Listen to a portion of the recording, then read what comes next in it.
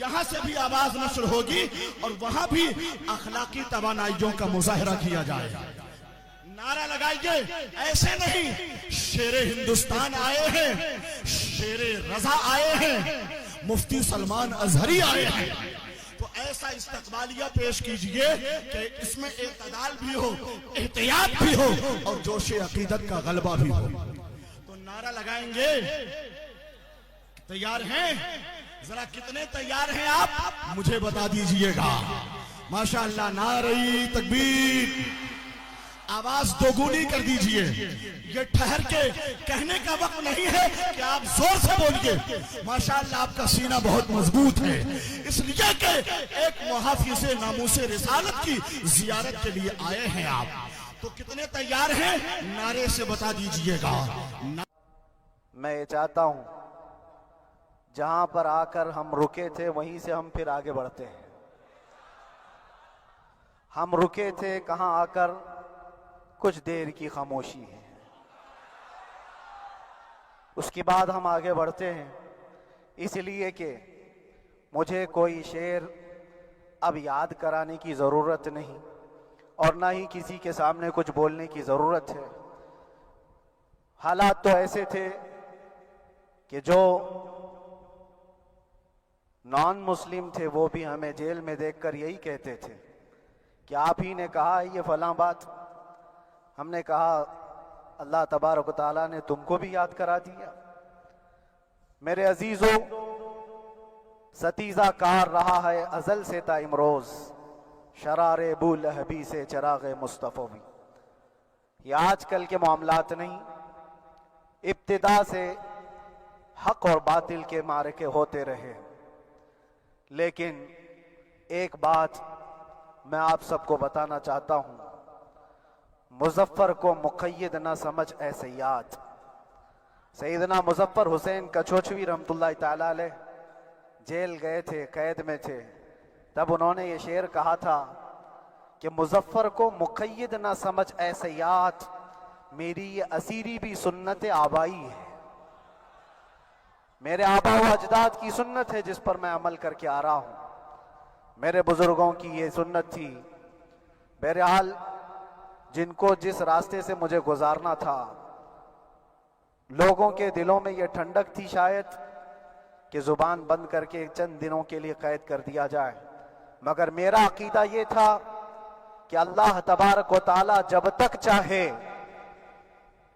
چاہے کہ کوئی اس کے لیے پابندی نہیں لگا سکتا. وَإِن يَمْسَسْكَ اللَّهُ بِضُرٍّ فَلَا كَاشِفَ لَهُ إِلَّا هُوَ. رب تعالیٰ فرماتا ہے اگر اللہ تعالیٰ تمہیں کوئی مصیبت دے تو اس کے علاوہ کوئی ٹال نہیں سکتا. وَإِن يَمْسَسْكَ اللَّهُ بِخَيْرٍ فَلَا رَادَّ لِفَضْلِهِ.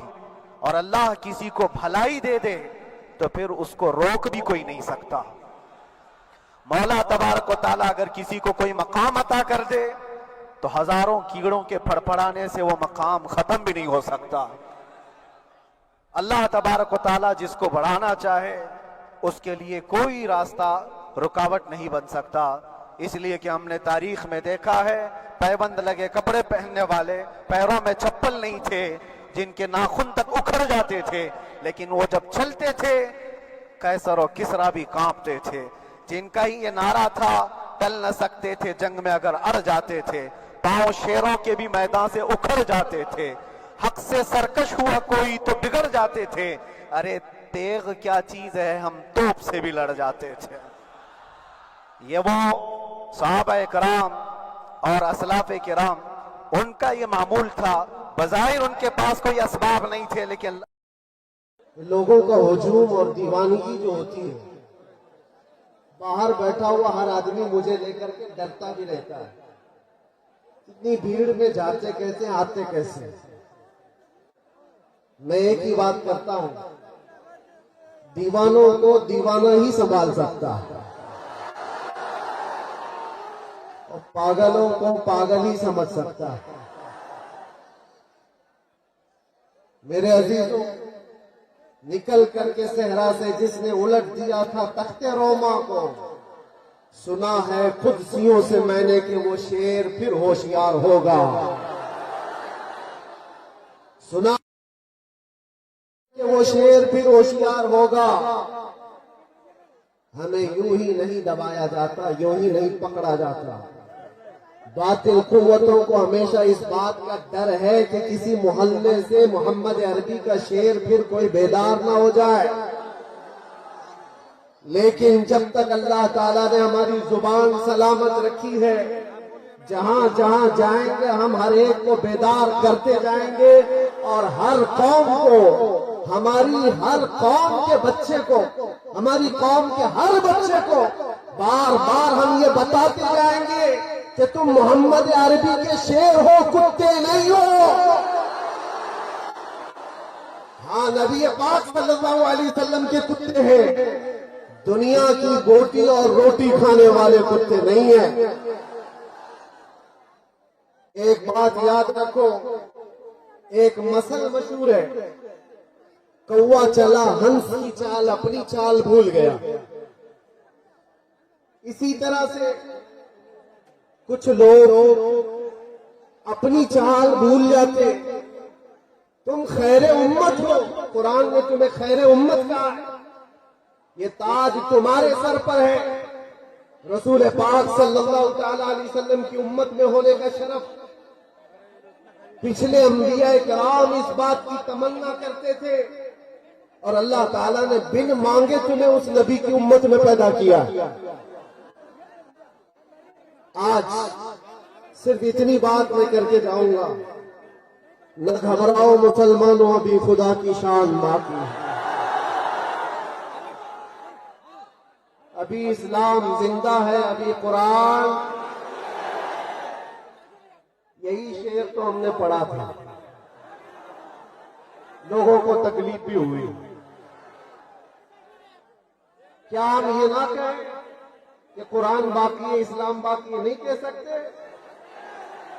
ارے ہم تو اس وقت تک کہتے رہیں گے جب تک ہمارے گلے میں خرخراہٹ کی آواز باقی رہے گی. اسلام تھا، اسلام ہے، اسلام رہے گا.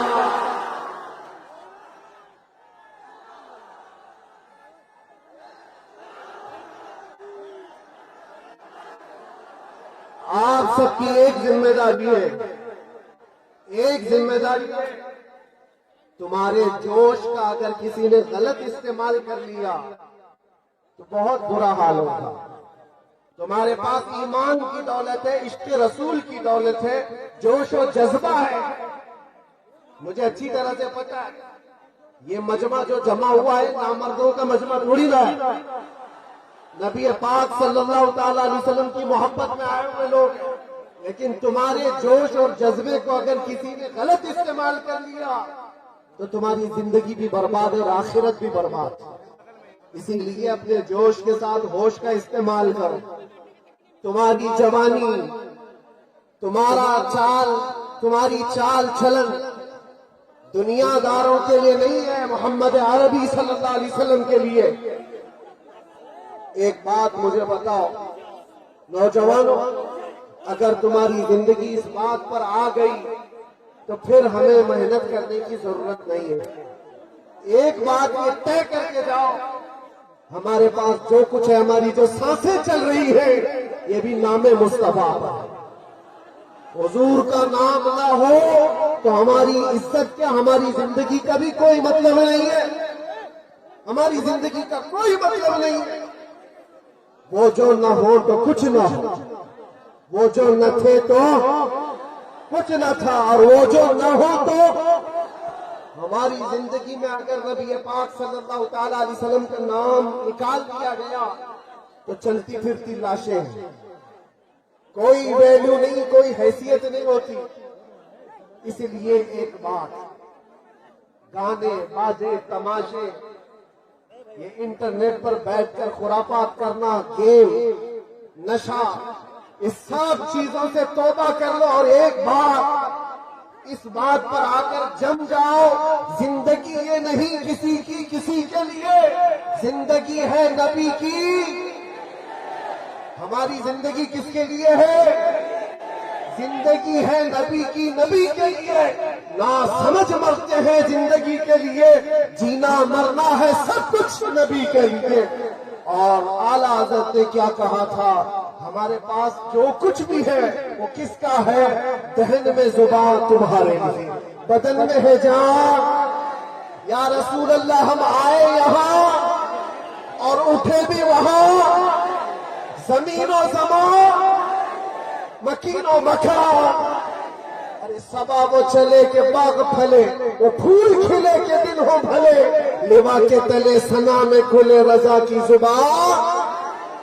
हम सबकी जुबान बस किसी की जय विजय क्यों पुकारे, क्या गरज है? झंडे लेकर के जो घूमते रहते हैं, सुबह अलग, दोपहर में अलग, रात में अलग, हमारा वो मजहब नहीं। किसी की जय विजय क्यों पुकारे, क्या गरज हमको?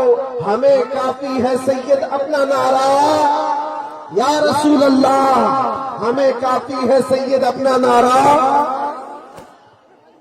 मेरे अजीजों, हम जिन हालात से गुजर करके आए और देखा, ये आप सबकी मोहब्बतें थी, सबकी दुआएं थी, जो रब तबारक व तआला ने मुझे मजबूत बनाए रखा था। और खौफ और डर नाम की कोई चीज कभी हमारे अंदर आई नहीं। हमने महसूस किया दाएं 100 बाएं 100 लोग चल रहे हो, हमें उसकी फिक्र नहीं थी। हम तो सिर्फ इतना जानते थे, फख्र है इस बात पर, कैदी बना उस नाम पर। लब्बैक या रसूल अल्लाह, लब्बैक या रसूल अल्लाह।